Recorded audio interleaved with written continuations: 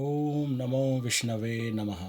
दोस्तों, हमने पिछले अध्याय 4 में जाना था 10 दिनों की रस्में पूर्ति के बारे में, और अब इस अध्याय 5 में जानेंगे 11वें दिन की रस्में। दोस्तों, देवगत आत्मा को लाई का प्रसाद भेंट करें। विष्णु भगवान की सोने की मूर्ति, ब्रह्मा की चांदी की, शिव की तांबे की और यमराज की लोहे की मूर्ति की स्थापना करें। पश्चिम दिशा की ओर विष्णु देव के लिए गंगा जल से भरा एक लोटा रखें। इस लोटे के ऊपर पीले वस्त्रों से विष्णु जी की मूर्ति रखें। पूर्व में दूध और पानी से भरे लोटे पर सफ़ेद वस्त्रों में ब्रह्मा जी की मूर्ति रखें। उत्तर में शहद और घी के लोटे पर लाल वस्त्र में शिव जी की मूर्ति रखें।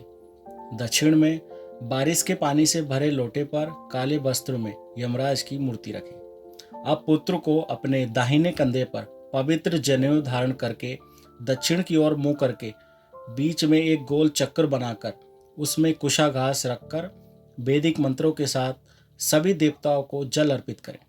अग्नि को भेंट अर्पण करके 11वें दिन का श्राद्ध पूर्ण करें। अपने पितरों की खुशी के लिए अब गौ का दान करें। ब्राह्मण के पैर धोकर दूध, मिठाई और भोजन खिलाएं।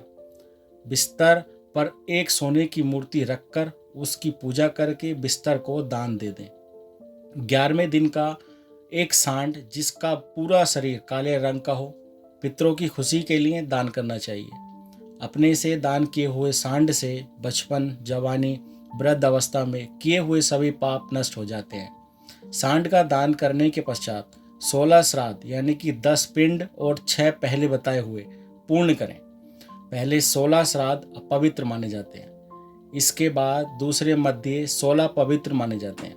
पहला लाई का दाना विष्णु जी को, दूसरा सरा रुद्रदेव को, तीसरा यमदेव को, चौथा महाराज सोम को, पांचवा देवी देवता को, छठा पितरों को, सातवां मृत्यु को, आठवां रुद्रदेव को, नौवां पुरुषा को, 10वां देवगंत को, 11वां विष्णु जी को, 12वां ब्रह्मा जी को, 13वां विष्णु जी को, 14वां रुद्र को, 15वां यमदेव को और 16वां पुरुष को।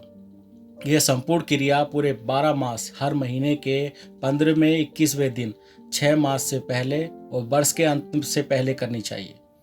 पका हुआ भोजन परोसने से 48 किए हुए श्राद्धों से प्रेत योनि खत्म होती है और यह पितरों को भी सभा में चला जाता है।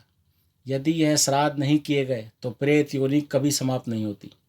यह पुत्र अथवा विधवा स्त्री द्वारा अपने पति के लिए किए जाने अथवा खुशी प्राप्त करने के लिए जो स्त्री अपने पति के मरण उपरांत संस्कार की 15वें दिन और वार्षिक रस्मों को पूरी करती है, वह मेरे द्वारा सच्ची अर्धांगिनी कहलाती है।